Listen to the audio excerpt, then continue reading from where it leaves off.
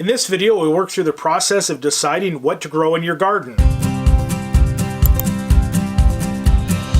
Hello and welcome to another lifeonourhomestead.com gardening video. My name is John, and if this is your first time here and you want to learn how to grow a successful garden, start now by subscribing and clicking the bell icon so you don't miss anything. In the last video, we covered understanding what makes your garden unique.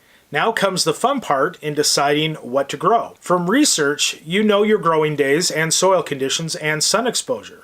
All of this information will make plant selection much easier. The first step in deciding what to grow is identifying what your family already eats. What do you buy from the store?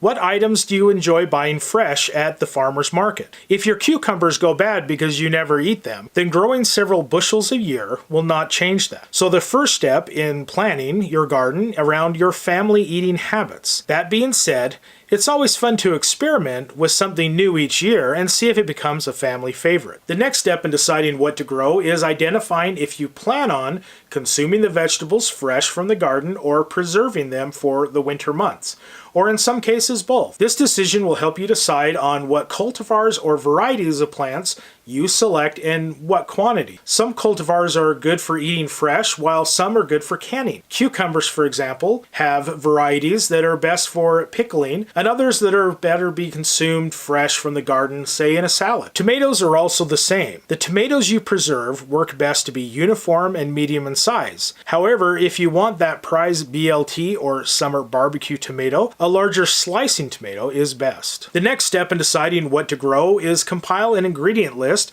for your favorite recipes. Are you looking to have all the components for a fresh garden salsa, or do you want summer salad vegetables? Personally, I like both those options, so it doesn't have to be an either or. Identify what you need to meet your goals, and then what will help you identify your quantity. The last step is to learn about the vegetables that you want to grow.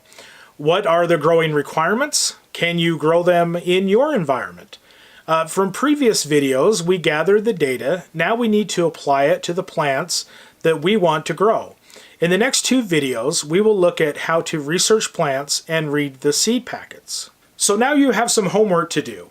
Using the online tools and knowing what your family will eat, identify the plants that you want to grow in your garden. We will use this list later in the series when doing seed selection, start selection, and garden layout.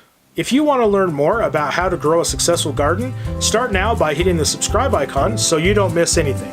Thank you so much for watching. Now go enjoy your garden, and I'll see you next time.